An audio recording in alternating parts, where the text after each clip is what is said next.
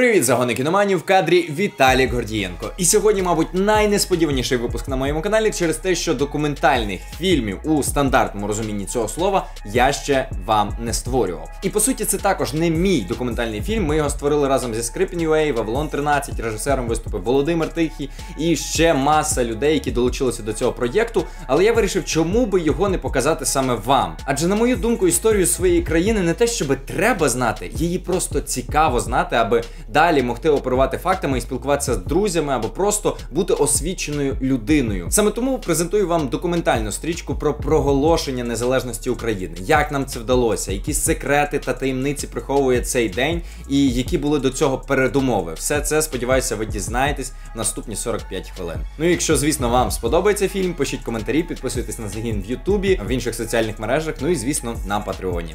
А тепер гарного вам перегляду.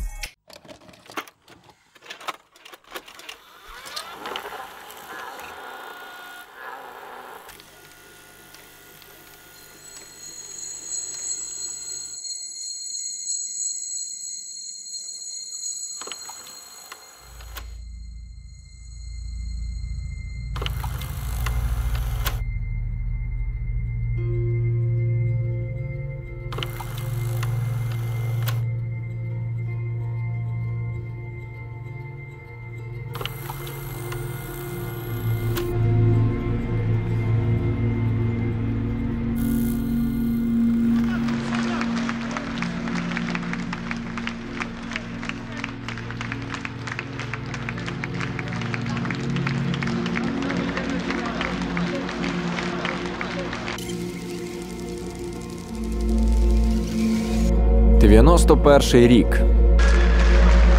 Депутати аплодують, проголосивши незалежність України. В'ячеслав Чорновіл, який сяє від щастя, та компанія його однодумців заносять державний прапор України в залу Верховної Ради, де над головою цієї ради досі стоїть Ленін.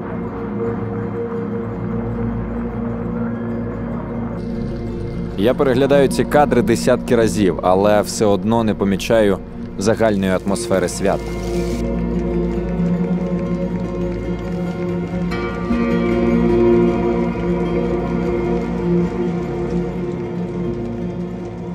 Для мене це відео існувало завжди, ще з мого народження. Я завжди знав, що саме так склалися історичні події. Україна стала незалежною, і я гадав, що всі цього хотіли і до цього йшли. Я навіть не допускав думки, що щось могло піти не так, і ми досі були би колонією Росії. Але придивившись в обличчя комуністів у той день, можна чітко побачити, що далеко не всі мріяли про незалежну Україну, ба більше, боялись її як явище. Але все ж голосували за неї.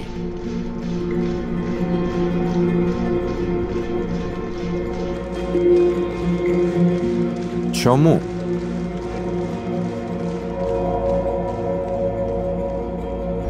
Чому за місяць до того приїжджав президент Сполучених Штатів Джордж Буш? У чому він переконував Леоніда Кравчука та українців? Хто, врешті-решт, ці люди, які написали документ під назвою «Акт проголошення незалежності України»? Документ, який без перебільшення змінив світ.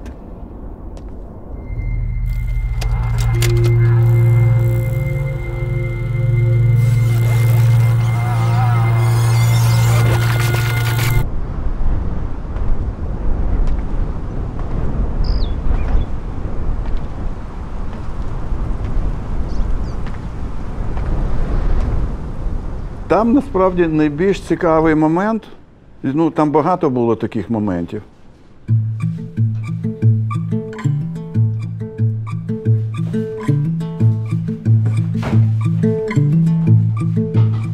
Нас тоді було 24 серпня, може 5-6, може 7 журналістів у Верховній Раді, і ми дивились на те, що відбувається з балкону, я особисто не вірив своїм очам.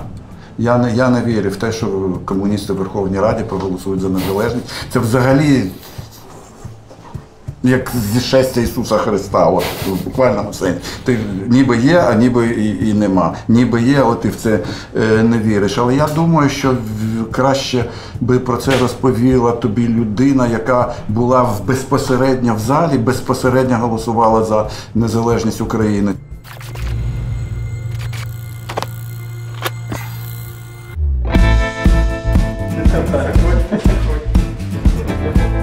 Ярослав Кензер вже у 1991 році мав власну відеокамеру. Це було неймовірним для СРСР. Саме завдяки його зніманням ми маємо унікальну можливість знову поринути у 24 серпня. Це була субота. Гарний день, до речі. В метро не можна було зайти. Всі люди їхали не на роботу. Люди їхали до Верховної Ради. Клокоче море людей на вулиці перед Верховною Радою і на вулиці Грушевського.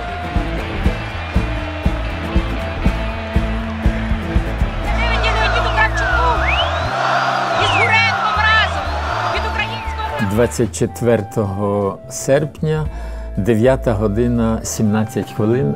Це початок моєї зйомки 24 числа. Я в кулуарах зустрів Багрова. Він вже припинив демонструвати свою відданість ГКЧПістам. Але це в мене унікальний шанс взяти коротеньке інтерв'ю у Добродія Багрова. Ви спрашиваєте Нікола Васильовича, Що вас... Микола Васильовичу, що вас інтересує? Будьте ласкаві. Ми знаємо про те, що Крим і ви особисто визнали і буквально в перші хвилини підтримали цю фашистсько-більшовицьку хунту. Чи усвідомлюєте... Я сразу вас прерываю и категорически отрицаю ваше заявление, ибо я не знаю, на каких досужих домыслах оно построено. Перепрошую. Нет, одну секунду, извините, вы меня берете интервью, дайте мне возможность. Будь ласка. Сказать. Значит, это абсолютная неправда, а если сказать по-украински, это брехня, самая настоящая. Я, если в этом будет необходимость, готов процитировать свой Але ж текст. 19-го у понеділок, у цей день, коли стався державний переворот, вашої заяви, вашого ставлення, оцінки ситуації не прозвучало ніде, ні на радіо, ні в пресі, ні на телебаченні. На вашій території творився злочин. Якби на Львівській території Львівщини творився злочин, вся Львівщина б стала б на ноги. Ви підняли рот, були ваші звернення через пресу. Що ви надрукували в газеті Кримській краєвій, як вона вас тепер називається, республіканській газеті? Що ви надрукували 19-20 числа? Не треба заднім числом приписувати, цього не було. Дуже добре Надій написав про ту шпану, яка зараз приміряє собі нові штани. Я прошу извинить, но это не интервью, а это нечто другое, поэтому я дальше... Тоді сміливості в нас додавалося, у них сміливість пропала. Одну хвилиночку, та шановний Потебень. Ти що, хуліганщина? Та ради Бога, я вас прошу. Шановний Потебень. Будьте ласкаві. Шановний Добродій Лісовенко. Одну хвилиночку, ну чого? Ну та я ж, камера ж пише, ну незручно буде дивитися на вас, як ви втікаєте, розумієте? Я нічого поганого не зробив, не зрадив. Вів я себе, значить, все своє життя, будучи в партії, чесно. Люди, які керували Україною протягом тих десятиліть, мали перш за все свої власні меркантильні фінансові інтереси на першому місці, а не інтереси цієї держави. Вони не дбали про цей народ, який тут живе, вони не дбали про це суспільство, яке повинно рости і розвиватися, і ставати все кращим, багатшим і так далі. Вони не дбали про національну економіку, вони не дбали про екологію, вони не дбали про дороги, вони не дбали про людей. Позачергове засідання розпочалося стандартно о 10 ранку. Проте зовсім нестандартно по настроях та градусу, який панував у залі. Співвідношення сил було абсолютно не на користь незалежності. Комуністична група налічувала 239 депутатів. Це була конституційна більшість. Їх було достатньо, щоб ухвалити будь-який законопроєкт. Комуністам протистояло об'єднання опозиціонерів під назвою «Народна Рада», яких налічувалося 125 людей. Комуністи розуміли, що діватися нікуди. Путч у Москві зазнав поразки. Їхньому ватажку Гуренко більше не дають сказати жодного слова. А під Верховною Радою зібралися тисячі українців, які рішуче мріють про незалежну Україну. це не заважало депутатам відтягувати рішення та намагатися зірвати засідання. Такой КГБ, такой МВД, таких партий, где народ скажет, да, мы так делаем.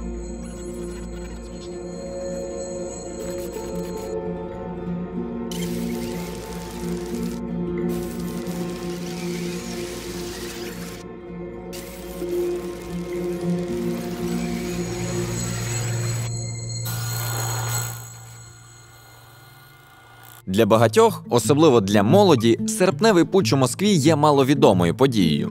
Особисто я, хоч і дуже захоплююся історією, але з великими труднощами пригадую лише формальні деталі. Втім, що ж відбулося? Хто проти кого виступив і для чого? Отже, 19 серпня, буквально за декілька днів до підписання нового союзного договору, який би надавав більше влади республікам, група заколотників у керівництві комуністичної партії вирішила захопити владу в Совєтському Союзі, аби зберегти його у тому вигляді, яким він був з 1922 року. Для цього вони за допомогою військових заблокували Горбачова на дачі у Криму та оголосили про створення Державного комітету з надзвичайного стану. Втім, це була не просто боротьба за владу. В першу чергу, це була божевільна спроба повернути суспільство у стан печерної сталінської диктатури. Реакція на заколот у республіках була різною. Литва, Латвія та Естонія не визнали ДКНС та заявили, що більше не вважають себе частиною Радянського Союзу. Інші ж не поспішали із заявами. Но я хочу сказать, что на Украине у нас обстановка, как говорится, слава Богу, пока стабильная. Я думаю, что идет осмысление того, что произошло, но мы думаем сегодня так. Вместо того, чтобы идти сейчас, предвосхищая все ситуации, которые могут произойти завтра, мы должны сегодня обеспечивать трудовой ритм. І ми так і поступаємо. Кравчук між крапельками пробігав, як він казав колись, але так чи інакше Україна буквально кожного дня відривалася від Радянського Союзу. Уже коли все ясно, у всіх домінував такий настрій. А що ж ти робив в ніч з 18 на 19? А закінчився путч так само стрімко, як і починався. Вже 21 серпня більшість представників місцевих влад відмовилась підкорятися заколотникам. В цей момент провал перевороту став очевидним навіть для організаторів. У Москву увійшли війська та бойова техніка, люди почали все активніше виходити на вулиці для демонстрацій, Єльцин на танку проголосив усіх причетних до ДКНС державними зрадниками, а вже у ніч на 22 серпня в Москву повернувся Горбачов, що в свою чергу остаточно поставило крапку у цій сюжетній лінії.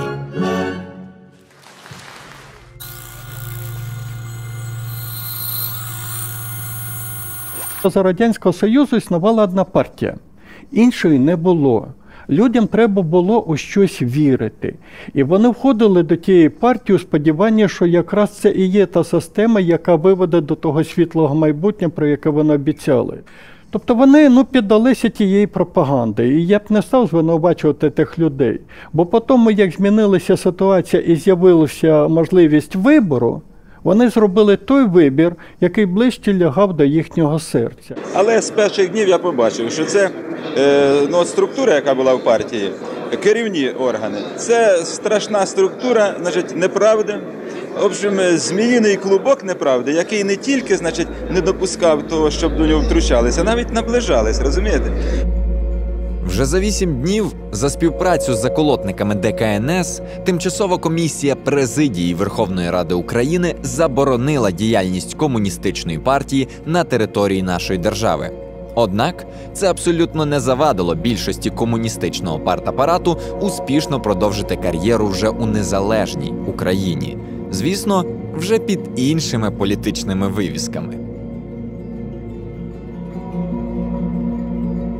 Згодом, за 2 роки, до законодавства було внесено правки, які дозволили створити нову комуністичну партію. Вона позиціонувала себе як абсолютно незалежна від Росії і проіснувала аж до 2015 року, коли була заборонена удруге, зокрема, за організацію терористичної та сепаратистської діяльності.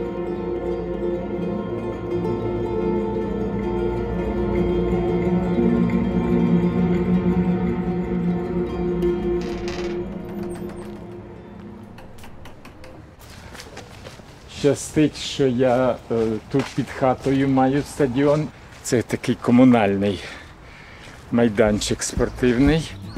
Боротись і перемагати для пана Ярослава річ знайома. Чемпіонство з важкої атлетики, утиски зі сторони влади, виборювання незалежності і ось у 2020 році COVID-19, через який він навіть потрапив у реанімацію. Проте, як бачимо, і зараз Ярослав Кензер взяв верх і продовжує у свої 80 тренувати тіло на рівні з молодими хлопцями.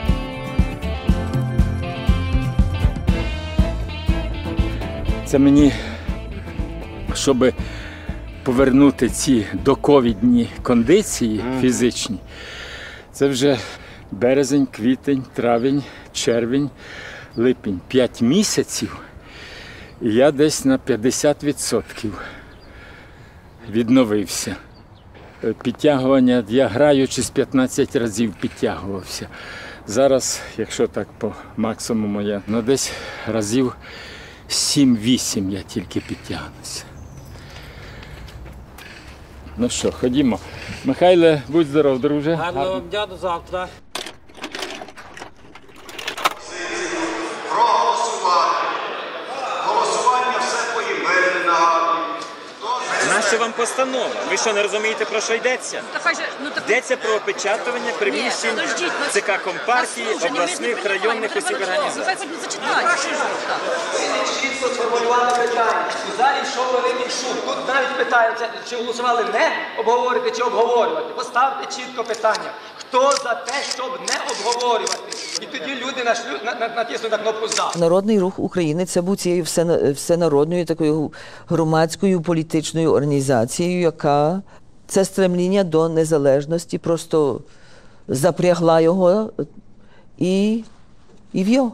Те, що Україна проголосила незалежність, я думаю, що це завдяки тільки депутатам, завдяки тому парламенту, який тоді був, в принципі, такий проукраїнський. Я вважаю, що цей перший склад був дуже цікавий. Він був несподіваний, цікавий.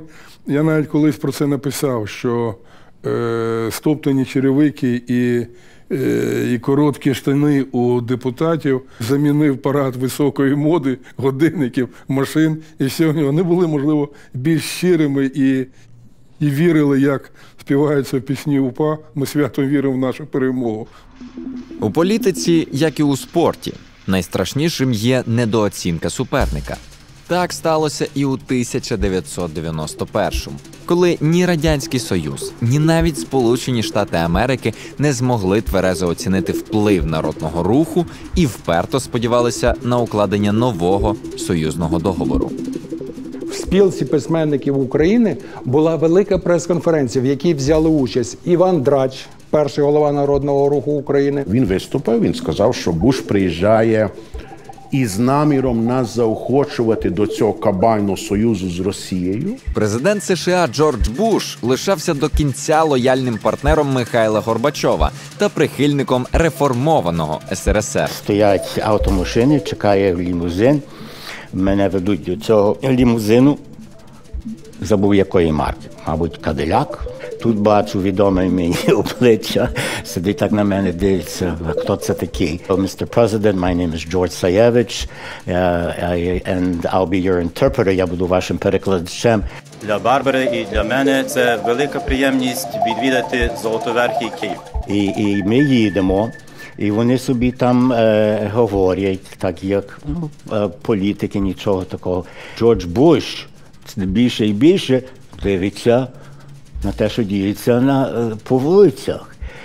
І він, бачив, такий, думає про щось. А про що він думає, я так зрозумів із його body language. Він зрозумів, що те, що йому помічники говорили, про те, що діється в Україні, він зрозумів, що це велика неправда. Напередодні проголошення незалежності України Буш прибув до Києва з офіційним візитом. Очікування від цієї події були величезними. Здавалось би, президент такої розвиненої країни, як США, повинен був би підтримати прагнення українців на свою державу. Адже всі роки незалежності ми постійно чуємо заяви, що Штати є стратегічним партнером України. І завжди нас підтримують. Президент Сполучених Штатів Америки.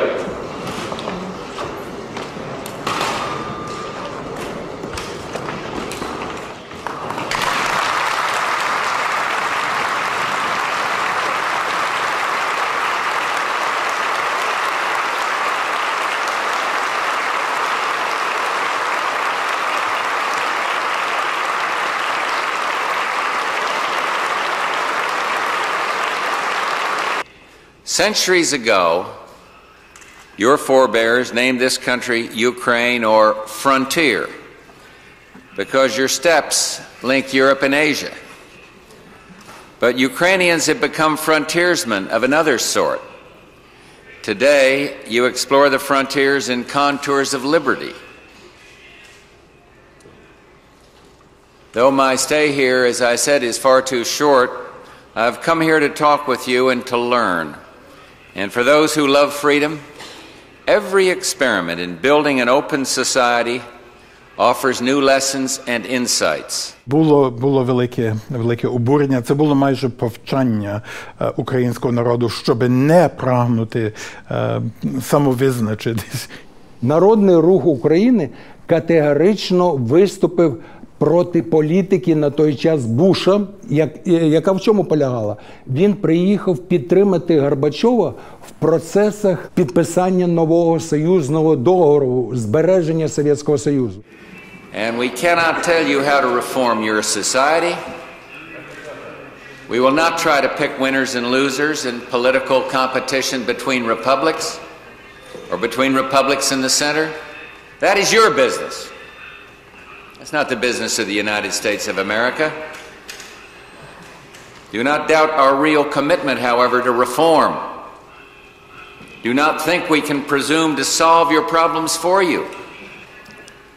In fairness, President Gorbachev has achieved astonishing things, and his policies of glasnost and perestroika and democratization point toward the goals of freedom, democracy, and economic liberty. Навіть зараз уже встановлено, хто її тоді підготував.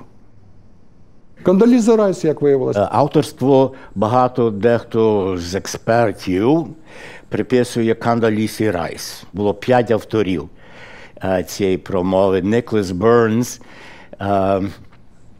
один такий, який, здається, був пізніше послом Америки в Москві і був дуже високо поставлений в Держдепартаменті на 2-му чи 3-му місці. Вони допізня міняли цю промову, редагували, переписували, і все одно вийшла, на мій погляд, найбільш некорисна, найбільш нищівна промова американських президентів. Просто нікудишня. And yet freedom is not the same as independence.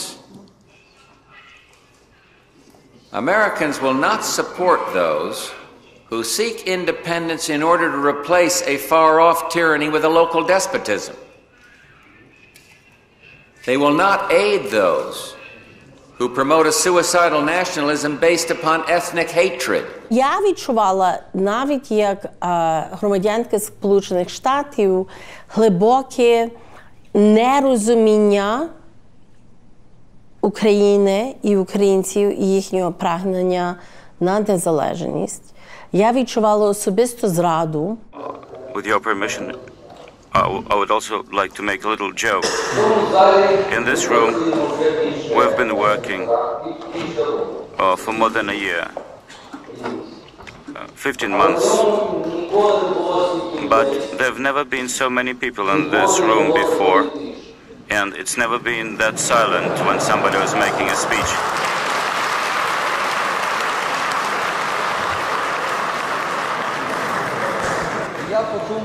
And I just thought that, well, it would be great existence for me if you come here more often.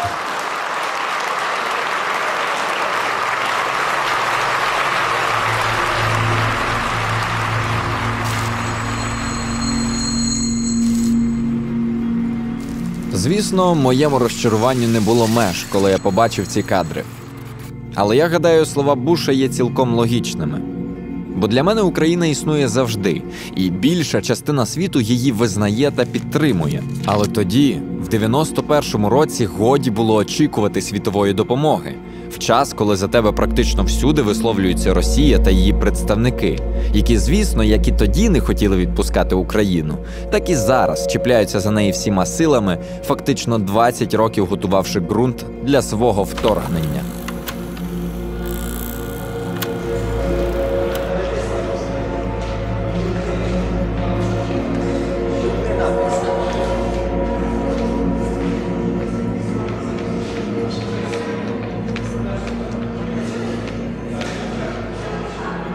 В'ячеславе, якраз твоя пропозиція була внести цей прапор у сесійний зал Верховної Ради. Так.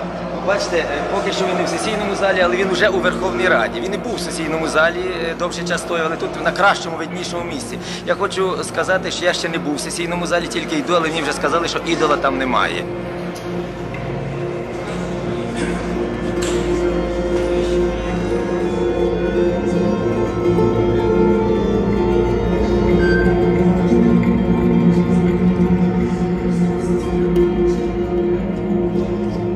Доброго ранку. Шановні друзі, а як же ж ми будемо проводити сесійне засідання в такому ідейно об'єднаному залі? Шукали, як ми вчора шукали його.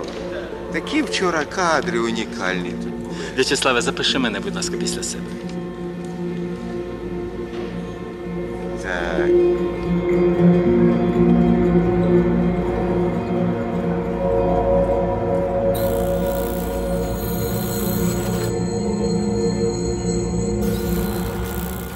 Коли Кравчук сказав, що всі депутати мають вийти у свої фракції, поговорити, я знала, що рухівці будуть говорити. Мені було цікаво, що будуть говорити комуністи.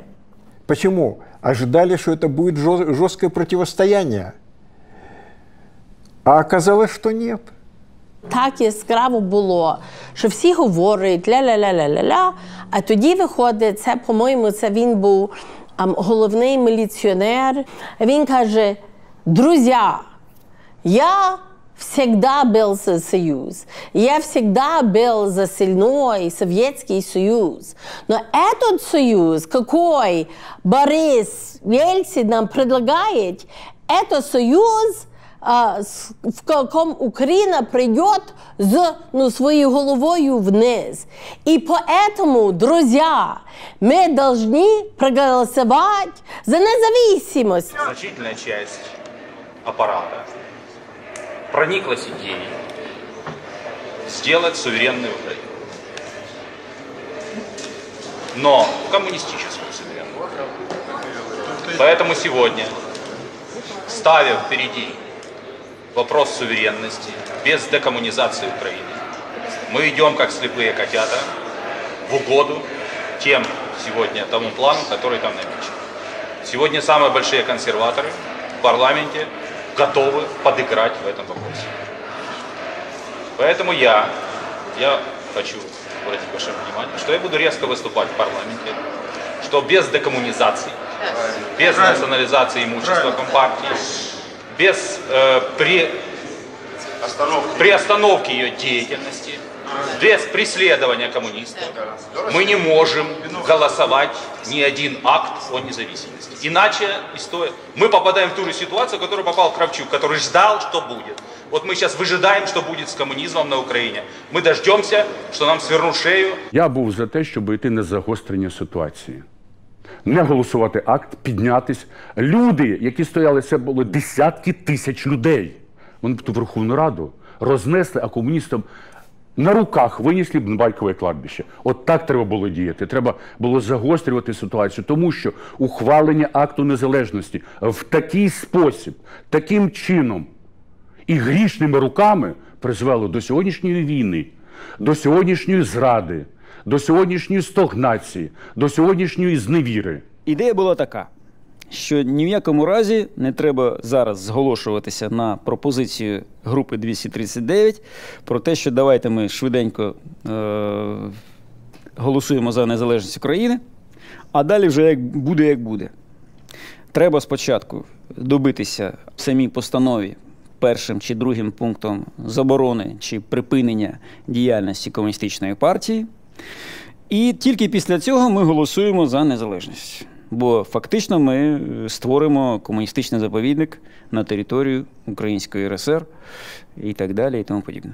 Если мы сегодня прогадаем, то, я повторяю, непредвиденное будущее. Вы посмотрите, какие улыбающиеся генералы сидят на балконе. Да. Вы посмотрите, как сегодня все, так сказать, вдруг заговорили о суверенитете. Да все, что угодно. Только не трогайте нас. Вот я хочу, чтобы каждый из нас это осознал. Первым поставим Порядок постановки. Я абсолютно переконана. Я хочу задать вопрос. Давайте проиграем. Мы ставим первый блок, который ты говоришь. А они голосуют, не получаем больше. Дальше что? Подожди. Я хочу, чтобы сказал Владимир Борисович. Моя позиция в этом случае не голосовать за. Нет. За акт о суверенитете. Не, я не про это. Как ты говоришь? Вот. По твоей схеме. А вот тогда, если они голосуют против декоммунизации, обращаться к народу. К народу и, так сказать, сегодня начинать борьбу. Потому что... І не роз'їжджати. Я би думав, що зараз розпочати засідання з того, якщо згідний, звичайно, заступник голови, аби він вийшов на трибуну. І те, що він сказав нам зараз, звертаючись передовсім до людей, до народу і до парламенту. Це все сказав, і це має бути позицією Народної Ради. І до кінця бути. Але щоб це сказав він. Дуже просто. Це був той самий момент, коли всі розуміли, що пишуть історію. І цей день має стати доленосним. Саме тому більшість депутатів вагалася з рішенням, і ніхто не знав, до чого все це призведе. Бла-бла-бла, бла-бла-бла. Ми розбираємося, йдемо, рух говорить, комуністи говорять, приходимо назад, і тоді, тепер нам треба проголосити за незалежність. І всі кажуть, ура! Та як це не парадоксально звучить, при перегляді плівок у мене вже склалося враження, що незалежність просто таки витала у повітрі. І цю ідею було вже не зупинити. Ми тоді написали величезну кількість документів. Заборона комуністичної партії, заборона ВЛКСМ, націоналізація майна, там служба в армії на території України. Але все крутилось на те, що треба писати акт про оголошення незалежності України. Ми бачимо шкільний зошит, де рукою Левка Григоровича Лук'яненка вкладений проєкт. Більше того, над цим проєктом працювали так само, знаєте хто? Сундуляк професор. Сундуляк професор, він був народним депутатом на той час СССР. Він вносив оті корективи, які були дуже важливі для міжнародного визнання України як суб'єкта. Першим отою чернеткою, яка писана його рукою, і одним із наступних, де є рука Дмитра Павличка, є рука Сергія Головатого. Цей документ я нікому не показував ще, тому його і немає на «Історичній правді», його немає в публікаціях. Він в мене вдома. Відтоді, як ми зустрілися з паном Левком, і тут написано 23 серпня 16:00 моєю рукою, бо я його правив, тут з'являються поправки. І поправки, і правки. Бо поправка – це має юридичне значення, а правка – це коректа. З точки зору моєї участі в написанні акту незалежності, можливо, моя скромність – це моя проблема. Я брав участь у написанні. Я брав участь в редагуванні, я брав участь в тому, в якій формі він народився, але авторство, звичайно, це Лук'яненко, і не треба собі приписувати того, що не було. І скільки вже можна радитися? Адже кожен депутат сьогодні час такий, що має мати свою власну позицію. Кравчук починає кричати, де ж зачитуйте акт. Стоїть Лук'яненко, Лук'яненко мав його зачитати.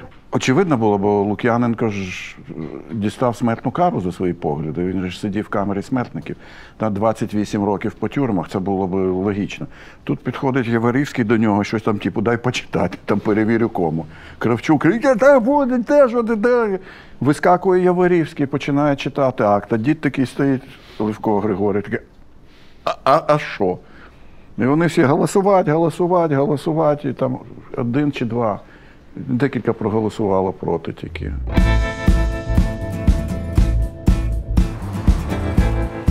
Історики занадто добре знають минуле.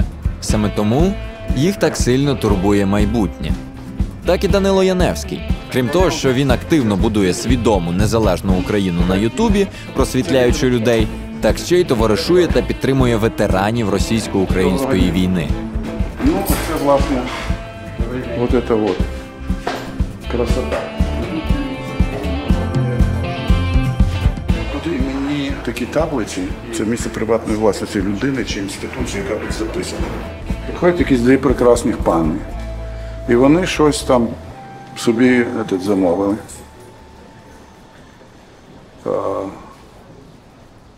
Я запитав, а ви там. Вона каже, я прийшла до свого чоловіка.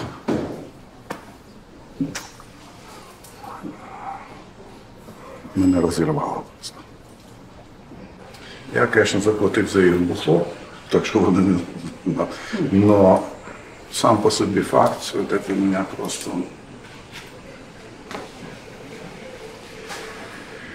Ну, таке. Ну що, пішли? Пішли.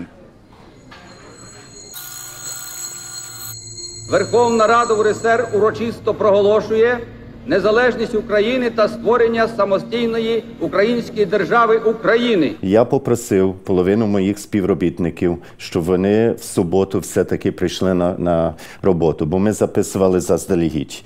Ми очікували, що може заборонять Компартію в той день. Ми не могли уявити собі, що в той день проголосять незалежність України. This world has a new country tonight, Ukraine. The White House says it. Latvia and Estonia, and the second largest Soviet republic, the Ukraine, today declared its independence. Ukrainians admit these are uncertain times, but they're certain the dark days of communism are over.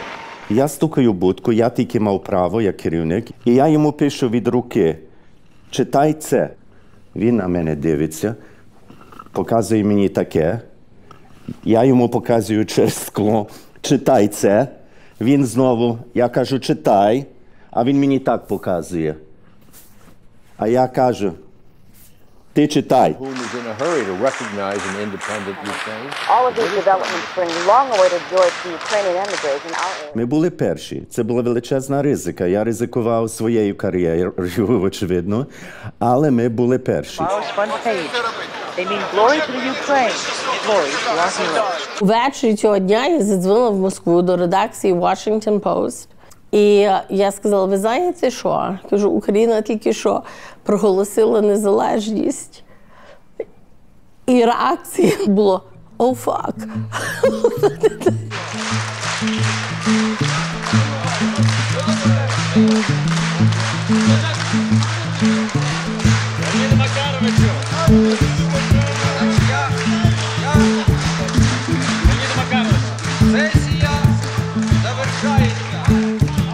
Така от історія проголошення незалежності, у результаті якої тепер будь-який хлопець або дівчина можуть, наприклад, робити україномовний відеоблог та не боятися, що їх за це відправлять у Сибір.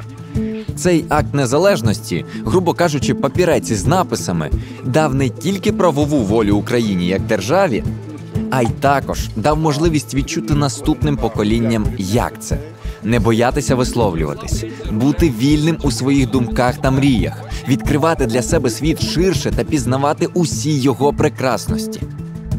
І за це я вдячний людям, які попри усі обмеження радянської каральної машини вже у той час відчували себе вільними і мали лише одну чітку мету – незалежна Україна.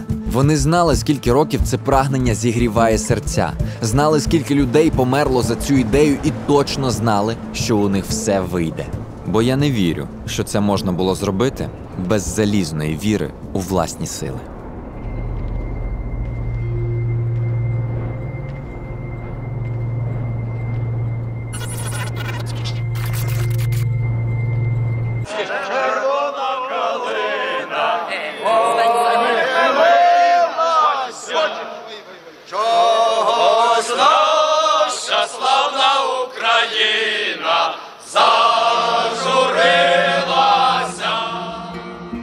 Наша історія непроста, зокрема в ХХ столітті. Вона призвела до того, що я родився не на українській землі.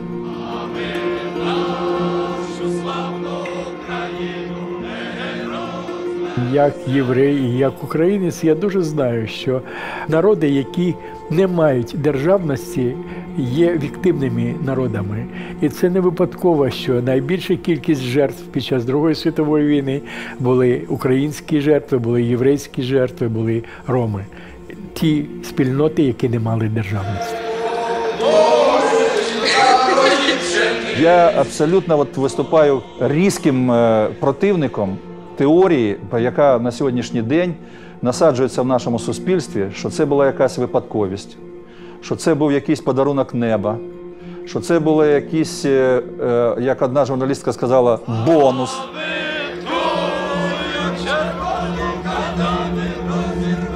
Вона не просто впала нам на голову з неба. За цю незалежність поклали голови мільйони людей і найкращих з нас.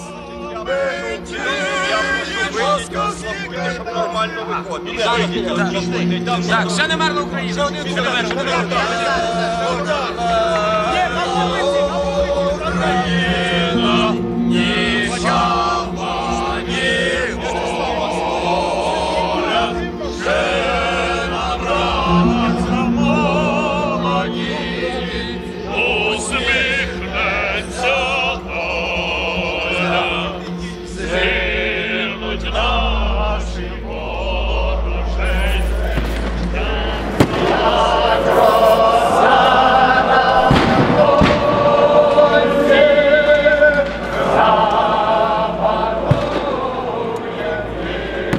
Акт проголошення незалежності України.